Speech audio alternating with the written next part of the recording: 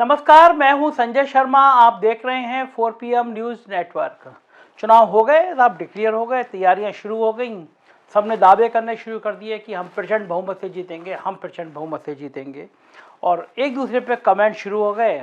Samajwadi party के fire brand प्रवक्ता हैं IP सिंह, उन्होंने लखनऊ से गोरखपुर तक का एक टिकट बुक कराया और योगी आदित्यनाथ जी को भेज दिया कि ये आपका रिटर्न टिकट है, जाइए वापस। इस तरह की अब चीज़ें बहुत सारी राजनीति में देखने को मिलेंगी। अब बड़ा सवाल ये है कि लगातार चर्चा चल रही थी कि पहले तो चर्चा ये चल रही थी कि चुनाव टाले जाएंगे। भारतीय जनता पार्टी के जो आंतरिक सर्वे हुए हैं मेरी जानकारी में, उन सारे सर्वेों में बताया गया कि हालत बहुत बहुत बहुत ख़राब है।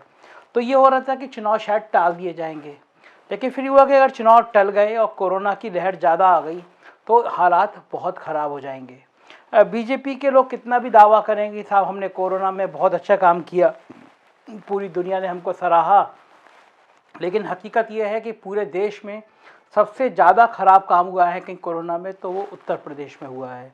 और जो वहाँ की गंगा की बहती हुई लाशों की जो तस्वीर थी, उसने पूरे दुनिया में उत्तर प्रदेश में बहुत नाक नीचे करी है, कटाई है एक तरह से कहूँ, मतलब यही शब्द ज़्यादा होगा कि मोदी जी की नाक पूरी दुनिया में कटी कि भाई आपके देश में कोरोना सबसे ज़्यादा फैल रहा है और सबसे ज़्यादा बद इंतजामी हो रही है, तो वो उत्तर प्रदेश की थी। और यहाँ के अफसर माशाल्लाह वो बड़े बड़े होर्डिंग लगा रहे थे, हम नंबर 1, हमने कोरोना में बड़ा अच्छा काम किया। तो जब बीजेपी के इंटरनल सर्वे में ये आ रहा था कि हालात बहुत ख़राब हैं, तो रिपेयर करने की बात हुई, तो ये हुआ क्या किया जाए।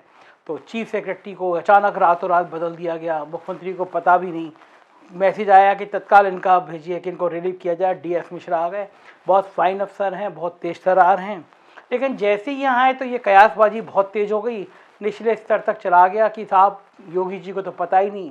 अखिलेश यादव ने भी तंज कर दिया कि मोदी जी बहुत सोने और जगने का हिसाब करते रहते हैं, लेकिन ऐसा सोए कि पता ही नहीं चला कि चीफ सेक्रेटरी बदल गया।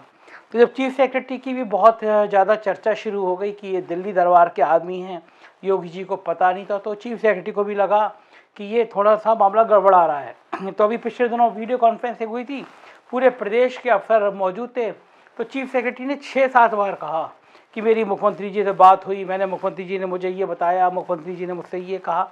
तो जो वीडियो कॉन्फ्रेंसिंग में अफसर थे वो बड़े हंसते रहते बाद में बातचीत में कि इतनी बार मुख्यमंत्री ने मुझे ये बताया, मुख्यमंत्री ने मुझसे ये कहा। चीफ सेक्रेटरी एक कॉन्फिडेंस देने की कोशिश कर रहे थे प्रदेश के सारे बड़े अफसरों को कि वो मुख्यमंत्री के क्लोज हैं, मतलब ऐसा नहीं है वो दिल्ली दरबार के आदमी हैं तो मुख्यमंत्री को बिल्कुल ठेंगे पे रख रहे हैं। और हुआ ये कि चूँकि दिल्ली ने ये कहा कि जो हालात है वो सबको पता है, कोई ये कहे कि दिल्ली साहब योगी जी को लेके बहुत सहज है, तो बिल्कुल भी नहीं है। DGP योगी जी के मर्जी के खिलाफ मुकुल गोयल बनाए गए, योगी जी की सहमति नहीं थी, और चीफ सेक्रेटरी बनने में भी योगी जी की सहमति नहीं थी, सब जानते हैं। लेकिन अगर ये मैसेज आएगा कि साहब दिल्ली दरबार ने अपना DGP बना दिया, अपना चीफ सेक्रेटरी बना दिया, तो योगी जी बाद में कह सकते हैं हारने के बाद कि साहब मेरी तो मनमर्जी चली नहीं। तो कोई मौका दिल्ली दरबार ये नहीं देना चाहता योगी जी को कि वो शहीद का दर्जा पाए हैं, कि मतलब मैं अगर हारे तो साहब आपकी इस गलती की वजह से हारे। तो मैं बात कर रहा था कि पहले तो लोग ये सोच रहे थे कि डेट बढ़ा दी जाएंगी, लेकिन बीजेपी को लगा कि अगर कोरोना फैल गया तो यूपी तो इस लायक है नहीं, यूपी के अफसर कि कोरोना संभाल पाए, तो हालात और ख़राब हो जाएंगे। तो ये हुआ कि चुनाव पहले करा लिए जाएँ। अब एक सवाल आएगा कि साहब निर्वाचन आयोग का बीजेपी से क्या मतलब। तो माननीय निर्वाचन आयोग जी मैं क्षमा के साथ क्षमा मांगते हुए कहना चाहूँगा कि बच्चे बच्चे को पता है कि आप वही करेंगे जो प्रधानमंत्री चाहेंगे। TN शेषन के बाद आपकी पद और आपका रुतबा ख़त्म होता चला गया। बंगाल के चुनाव ने दिखा दिया कि चुनाव आयोग जो है वो ऐसा शेर है जिसके मुंह में दांत ही नहीं है। जो हाई कमान कहेगा, मतलब जो प्राइम मिनिस्टर कहेंगे आपको वही करना है, तो जो निर्देश मिलेंगे वही करना है। तो ये हुआ कि डेट करा दी जाए चुनाव। फिर बड़ा सवाल आया कि चुनाव कराए कहाँ पे जाएं। पहले जब पश्चिमी उत्तर प्रदेश में किसान आंदोलन बहुत पीक पे था, जाट बहुत नाराज थे, सिसौली में भाजपा विधायक घुसे तो उनको पीट पीट के भगा दिया गया, गाड़ी तोड़ दी गई, कपड़े फाड़ दिए गए। तो ये माना गया कि चूंकि जाट बहुत नाराज हैं और पश्चिमी उत्तर प्रदेश में जाट और गुर्जर एक बड़ा वोट बैंक है, दोनों बीजेपी से बहुत नाराज थे, तो लगा कि दाल गलेगी नहीं, किसान आंदोलन बहुत शबाब पे, तो पूर्वांचल से कराते हैं। ये पहले आइडिया आया। इसके बाद अखिलेश यादव ने पूर्वांचल पे ज़बरदस्त मेहनत करनी शुरू करी, और जो उनका रोड शो था जो रात में चला और सुबह तक लखनऊ आया और पूरी रात हज़ारों आदमी पूर्वांचल एक्सप्रेस पे खड़ा था, उसने साबित कर दिया कि पूर्वांचल में अब बीजेपी की हालत बहुत पतली होने वाली है। रामअचल राजभर, ओपी राजभर, लालजी वर्मा, तमाम बड़े नेता समाजवादी पार्टी में आ गए और बीजेपी में लगातार पूर्वांचल पे मेहनत करी। प्राइम मिनिस्टर कई बार आ गए, काशी से लेके कुशीनगर तक सब बड़े बड़े शो कर लिए, लेकिन पिछड़ी जातियों में बहुत खराब मैसेज है। दरअसल बीजेपी योगी आदित्यनाथ को लेकर फंस गई है, वो उनको उगल भी नहीं सकती और निगल भी नहीं सकती। वो हिंदुत्व की उन्होंने अपनी ब्रांडिंग बनाई है और काम बिल्कुल 0/0 है। मतलब बीजेपी का हाई कमान भी अगर वो आकलन करेगा तो वो मानेगा कि भैया खराब काम तो बहुत हुआ है। चीफ सेक्रेटरी साहब भी उस दिन कह रहे थे कि पूरा वैक्सीनेशन हो जाना चाहिए, सबको वैक्सीनेशन होना चाहिए। नेशनल जो रिकॉर्ड है उसमें यूपी सबसे नीचे है। मतलब आप इस बात को सोचिए, जैसे सिक्किम है, मान लीजिए वहाँ की आबादी 20 लाख है, तो अगर वहाँ पे 2 लाख टीके लग रहे हैं, इसका मतलब 10% लोगों को टीके लग गए। हमारी आबादी के हिसाब से हमारी आधी भी आबादी ऐसी नहीं है जिसको 2 टीके हो चुके हों। तो यहाँ पे पहले टीके की संख्या बढ़ाई जा रही है, जिससे हम अखबारों में विज्ञापन दे दें कि हम टीके लगाने में नंबर 1। हकीकत ये है टीकों के मामले में हम बहुत पीछे हैं। देश के शायद सबसे निचले पायदान पर यूपी खड़ा हुआ है। ये बात कम से कम प्राइम मिनिस्टर को तो पता ही है। तो जो चीफ सेक्रेटरी साहब उस दिन अपनी वो ये कार्रवाई कर रहे थे, मैसेज देने की कोशिश कर रहे थे। एक मैसेज उन्होंने और कहा कि कोई काम ऐसा नहीं होना चाहिए जो हम लोग सरकार के आदमी हैं, सरकार के प्रतिनिधि हैं, कि सरकार के काम पे सवाल हो। सब डीएम एसडीएम अफसर निकले फील्ड पे, देखें कि जो इतने आवारा पशु हैं ये दिखें ना सड़क पे, क्योंकि आवारा पशु पूरे प्रदेश की सबसे बड़ी समस्या है। और योगी सरकार की जब विदाई अगर होती है तो उसका सबसे बड़ा कारण माना जाएगा कि आवारा पशुओं की संख्या लगातार बढ़ गई और सरकार नाकाम रही। गौशालाओं के हालात बहुत ख़राब है उत्तर प्रदेश में। नौकरशाही ने चौपट कर दिया योगी आदित्यनाथ को।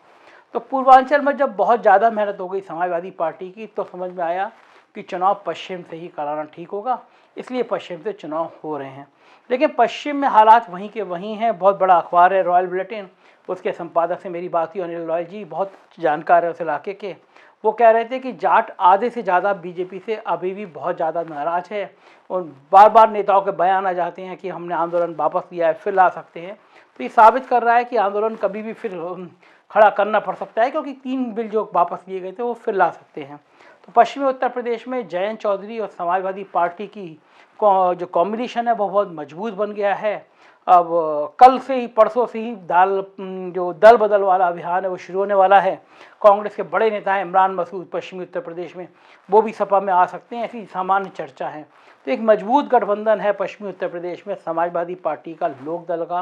अब बीजेपी परेशान है क्योंकि वो जो हिंदू मुसलमान वाला तड़का है, कैराना के दंगे, राम भक्तों पे गोली चलाई, ये डायलॉग इतना बोल रहे हैं ना योगी आदित्यनाथ के, लोगों का मन भर मतलब ऊब हो गई है कि 4.5-5 साल आप काम कर नहीं पाए, आपको चुनाव लड़ना चाहिए था। सड़क पे, अस्पताल पे, विकास पे बार बार आ जा रहे हैं कि भाई राम भक्तों पे जिन्होंने गोली चलाई हम उनको माफ़ कैसे कर दें। इशारा मुलायम सिंह की तरफ है और तमाम तस्वीरें वायरल होती हैं कि जरा से भी मुलायम सिंह की तबीयत खराब होती है तो योगी आदित्यनाथ हालचाल लेने पहुँच जाते हैं।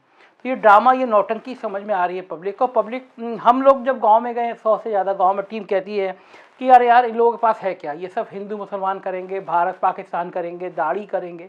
हकीकत ये है कि महंगाई ने कमर तोड़ दी है। कच्चे तेल की, सरसों के तेल की कीमत बेभाव हो गई है, सिलेंडर लोग भरवा नहीं पा रहे हैं, परेशान हैं। तो लोग इनसे ऊब गए हैं कि यार ये नौटंकी कब तक झेलेंगे, हम कब तक इनकी बातें सुनेंगे। विकास की बातें करो, बार बार वही हिंदू मुसलमान। तो पश्चिमी उत्तर प्रदेश में ये तड़का चढ़ नहीं पा रहा। और ये कहा जाता है कि जो पहला चरण होता है, अगर चुनाव में वो जिसकी लहर आती है फिर वही पार्टी बढ़ती चली जाती है।